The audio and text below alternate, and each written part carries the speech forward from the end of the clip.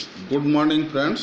मैं doctor Jay Singh Sahu, assistant professor in geography, government Kamla Devi Rathi PG महिला महाविद्यालय राजनांदगांव।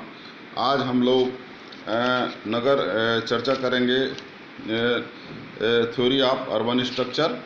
ये हेमचंद यादव यूनिवर्सिटी के एमए एमएससी भूगोल के 4th सेमेस्टर का पाठ्यक्रम है।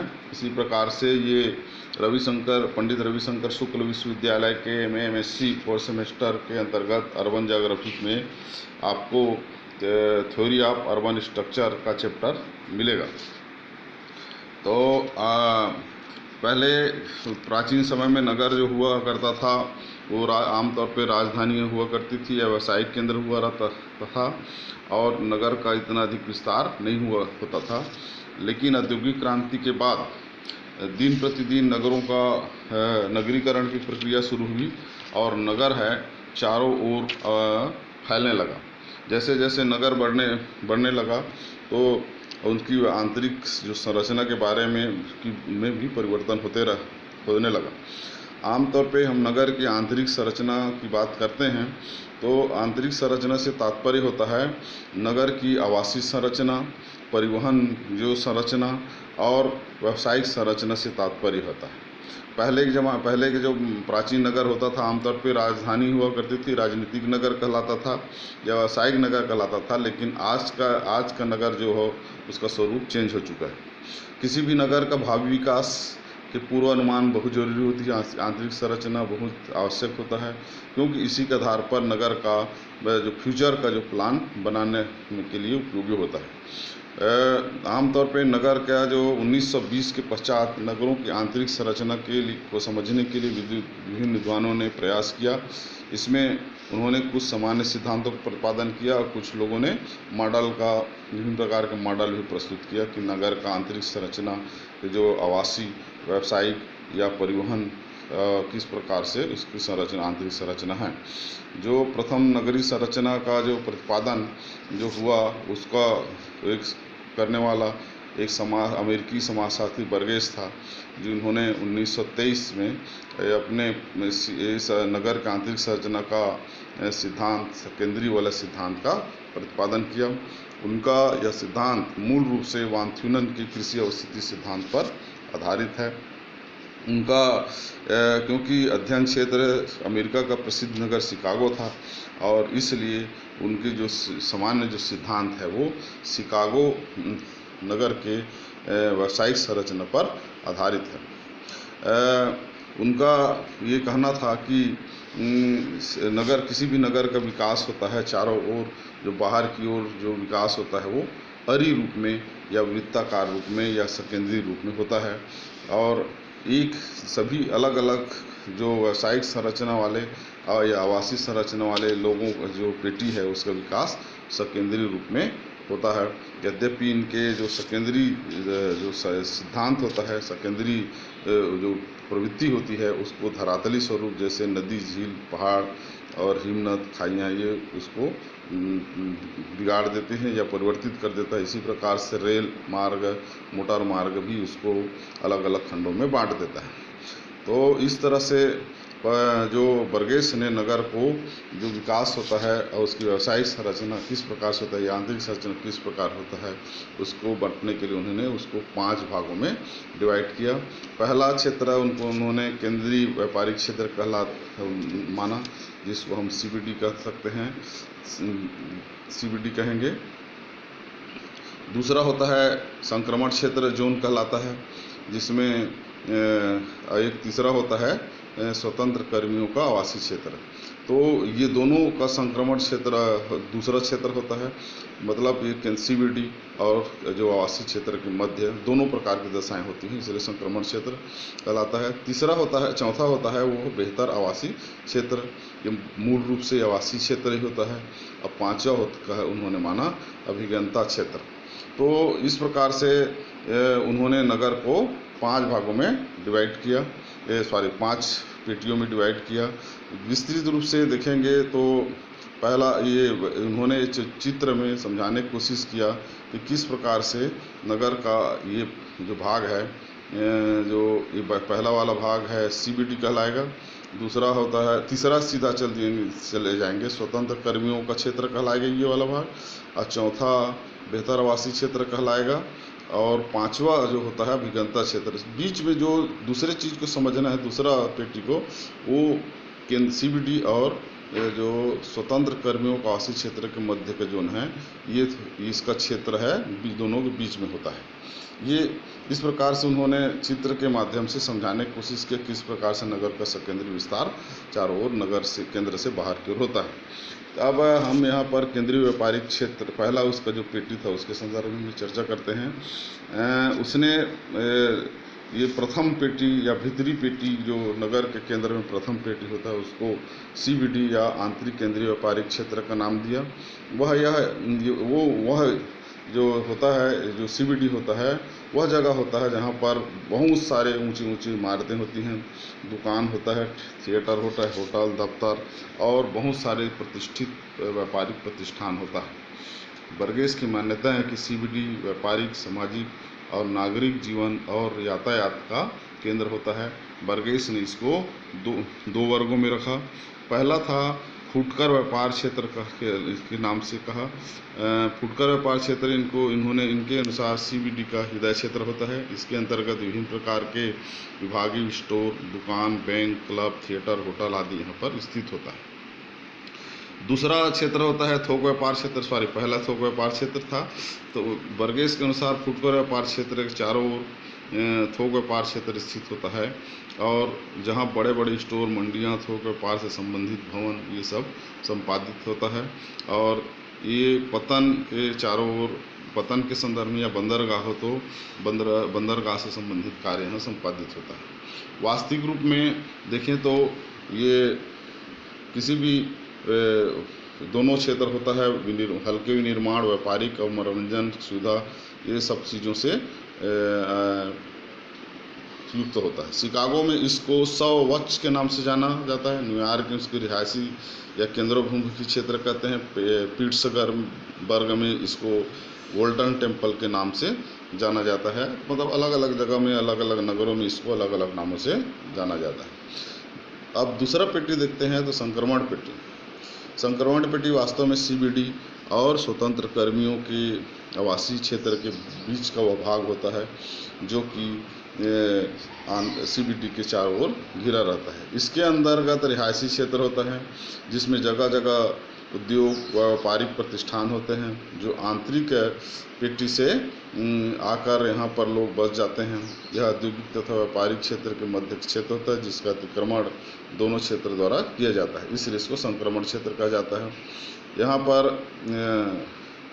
माने मकान कम मिलते हैं, होता है रहने के लिए, क्योंकि व्यावसायिक कार्य यहाँ पर होता है। नगर के पुराने लोगों का जो मकान होता है, पुराना होता है, कमरे किराया थोड़ा सुलभ होता है, कम कीमत में, और इसलिए कम आमदनी वाले लोग यहाँ पे अधिकतर रहते हैं। कुल मिलाकर के स्लम्स के पैटर्न में यहाँ पर नगर का विकास होता है। चारों ओर जो सेकंड जो पेटी होता है, आपराधिक प्रवृत्तियाँ भी यहीं पनपने देखने को मिलेगा। तो इस प्रकार से ये संक्रमण जोन होता है। तीसरा पेटी होता है वो स्वतंत्र कर्मियों का आवास क्षेत्र कहलाता है। बर्गेस के अनुसार तीसरा जो पेटी होता है पूर्णतः ये आवासीय पेटी होता है। इस क्षेत्र में आमतौर पर संक्रमण क्षेत्र के बाहर की ओर जो पेटी होता है उसमें मिलता है। यहाँ पर आमतौर श्रमिक लोग उनके कॉन्सेप्ट के अनुसार, क्योंकि यातायात के साधनों का विकास ज़्यादा नहीं हुआ था, इसलिए तो श्रमिक वहीं रहेंगे जो CBD के आसपास, इसलिए तीसरा पेटी डेवलप हुआ, मान्यता है उनके अनुसार। तो तीसरा जो पेटी है, श्रमिक आमतौर पे यहाँ रहते हैं, यहाँ पर CBD में काम करते हैं, और यहाँ पर उसकी दूरी ज़्यादा नहीं होती, इसके कारण से ये यहाँ पर आकर के रहने लगते हैं। आमतौर पर द्वितीय पेटी से स्थानांतरित होकर के जो लोग रहते हैं, जिनको अच्छा है वहाँ पर उपयुक्त नहीं समझते, वो लोग भी यहाँ आकर के मकान बना करके रहते हैं। इस प्रकार से ये एक आवासीय क्षेत्र के रूप में डेवलप हो जाता है। चौथा जो क्षेत्र होता है ये बेहतर आवासीय क्षेत्र, zone of the better residence के नाम से जानते हैं। यह पेटी श्रमिक लोगों की रिहायशी मकान के पेटी के बाहर विस्तृत होता है, जहाँ पर व्यापारिक कार्य में लगे लोग जिसमें छोटे व्यापारी और मालिक, मैनेजर आदि लोग रहते हैं। यहाँ अच्छे होटल भी देखने को मिलते हैं और इमारतें होती है वो कई कमरों वाला होता है। अधिकांश आवासीय भवन होता है, एक ही परिवार का रहता है। मतलब जिनका इनकम ज़्यादा होता है या मध्यम होता है वो लोग यहाँ पर आमतौर पे एक खुले वातावरण में अपना घर बना करके रहते हैं और ये इसलिए बेहतर आवासीय क्षेत्र कहलाता है। आमतौर पे यहाँ पर मैदान होता है खेलने के लिए, वो प्लेग्राउंड कहेंगे, और बाग बगीचे सब खुला वातावरण रहता है और आवासीय क्षेत्र की बेहतर आवासीय व्यवस्था यहाँ पर मौजूद होता है। चौथा जो क्षेत्र होता है उनका अनुसार पांचवा क्षेत्र कहलाया, उसको अभिगंता क्षेत्र कहलाता है। ये नगर के बाहर सबसे पेटी होता है, इसको अनुषंगी नगर के साथ इसका अभिगमन होता है और इसको कुछ विद्वानों ने इसको शयनागार नगर के नाम से नाम दिया। ये क्योंकि ये नगर में काम करने वाले लोगों को आश्रय देता है। आमतौर पर दिन में लोग नगर में काम करते हैं और रात में विश्राम के लिए अभिगंता क्षेत्र में प्रवासित होते हैं, इसलिए यहाँ पर ये इसको शयनागार नगर के नाम से या क्षेत्र के नाम से जानते हैं। इस प्रकार से ये 5 पेटी के की सहायता से उन्होंने अपने सकर से जो केंद्रीय वलय सिद्धांत का प्रतिपादन किया। बाद में किसी भी कोई सिद्धांत बिना आलोचना के पूर्ण नहीं होता, तो सेकेंडरी विलय सिद्धांत के आलोचना पे हम बात करते हैं। बर्गेस ने जो सेकेंडरी विलय सिद्धांत प्रतिपादित किया उसके कई आधारों पर आलोचना भी बाद में हुआ, जिसमें प्रथम है नगरों के कार्यात्मक क्षेत्र सेकेंडरी मेखला के रूप में नहीं पाया जाता, क्योंकि हम लोग जानते हैं धरातल का स्वरूप भूगोल के होने के नाते जानते हैं धरातल का स्वरूप विविधता होती है, नदी नाला पहाड़ घाटी होता है, इसलिए कोई भी नगर सेकेंडरी वृत्ताकार में विकसित नहीं होता, बाधा उपस्थित होता है। दूसरा आधार ये होता है CBD की आकृति होता है, ये प्रायः अनियमित होता है, गोलाकार नहीं होता, क्योंकि व्यापार के मार्गों के आधार पर या लोगों को सुविधा अनुसार या जैसे व्यापारिक लोगों का जो वर्चस्वता के आधार पर CBD वृत्ताकार न हो करके उसका स्वरूप चेंज हो जाता है, अनियमित हो जाता है, ये कहना है। तीसरा कह सकते हैं थोक व विक्रय केंद्र के में जो अधिकांशतः CBD के एक ही दिशा में होते हैं, न कि सेकेंडरी पेटी के रूप में। देखेंगे दो होता है, फुटकर होता है और थोक होता है। थोक विक्रय केंद्र जो होता है नगर के एक ही भाग को विकसित होता है, वृत्ताकार रूप में नहीं होता। फुटकर व्यापार क्षेत्र भले विकसित वृत्ताकार में हो सकता है, लेकिन थोक व्यापार क्षेत्र का जो सेकेंडरीकरण एक ही जगह होता है, एक क्षेत्र में, जहाँ पर परिवहन या और दुनिया भर और जो व्यावसायिक जो सुविधाएँ जो उनको उपलब्ध होता है उसी पर अलग अलग खंडों में ये विकसित होता है। तो अलग अलग इस प्रकार से ये सेकेंडरी नहीं हो सकता, ये कहना है। चौथा कहेंगे सेकेंडरी वाला सिद्धांत केवल लघु उद्योगों पर आधारित है, बृहद उद्योगों के प्रभाव पर ध्यान नहीं दिया है। बिल्कुल सही है। वलय जो शिकागो नगर के जो उन्होंने बर्गेस ने दिया उसमें उन्होंने लघु उद्योगों के आधार पर छोटे छोटे उद्योग व्यवसाय को ज़्यादा ध्यान दिया।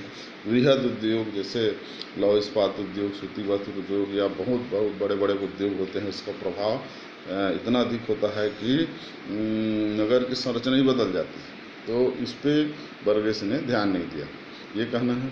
पांचवा इसका जो आलोचना इस संदर्भ में होती है कि निम्न श्रेणी के आवास प्रायः औद्योगिक क्षेत्र परिवहन के समीप पाए जाते हैं, क्योंकि औद्योगिक पूरा नगर होता है जो श्रमिक लोग आमतौर पर CBD में क्या संक्रमण क्षेत्र में नहीं रहते। आज के जो नगर है कि जो श्रमिक है उद्योगों का अनुसरण करता है या परिवहन का अनुसरण करता है, जहाँ औद्योगिक या परिवहन क्षेत्र रहता है, जहाँ रोजगार मिलता है, वही आसपास क्षेत्र में आपको बसने को जो लोग मिलेंगे, ये कहना है। जैसे आप भिलाई का उदाहरण देखेंगे, तो पटरी पार के पूरा क्षेत्र जो है, तो कैंप 1 कैंप 2 देखेंगे तो भिलाई स्टील प्लांट के कारण इसका विकास हुआ है। तो ये नगर देखेंगे तो CBD केंद्रीय को अमल न करके भिलाई स्टील प्लांट के कारण ये जो पूरा एरिया विकसित हुआ, ये सही है। फिर छठवां कह सकते हैं उस श्रेणी के आवासीय सामान्य नगर विभिन्न भागों में बिखरे रूप में मिलते हैं। आमतौर पे देखेंगे तो बाहर ही में नहीं, सेकेंडरी वृत्त में नहीं होता। देखे होंगे आउटर जोन में देख लीजिए, जहाँ जहाँ ज़मीन उपलब्ध होता है, बहुत विस्तृत मात्रा में जहाँ पर ज़मीन उपलब्ध होता है, वहीं उच्च वर्गीय लोग अपना बड़े बड़े बंगले बनाते हैं और उसमें सेकेंडरी का ना होकर के खंड या उसका स्वरूप वर्गाकार इस टाइप के वो लोग जगह चयन करके अपना ज़मीन बनाते हैं, सेकेंडरी का पालन नहीं करते। फिर भी इस प्रकार से बहुत सारे आलोचना होते हैं हुआ बर्गेस का। फिर भी ये प्रथम नगर के आंतरिक संरचना का प्रथम सिद्धांत था, जिन्होंने बताने की कोशिश किया कि नगर का जो विभिन्न पेटियों का या किस प्रकार से विकास हुआ है, एक आधार स्तंभ के रूप में काम किया। तो इनके योगदान को हम भुला नहीं सकते और इस प्रकार से एक आधार निश्चित किया कि हम नगर को उसके आंतरिक संरचना को किस प्रकार से व्याख्या कर सकते हैं। आप लोगों को यदि कुछ प्रश्न पूछना हो तो मेरा मोबाइल नंबर नोट कर सकते हैं, 9406062503। आपको यदि कुछ पूछना होगा तो मेरे से फ़ोन करके आप पूछ सकते हैं। बहुत बहुत धन्यवाद।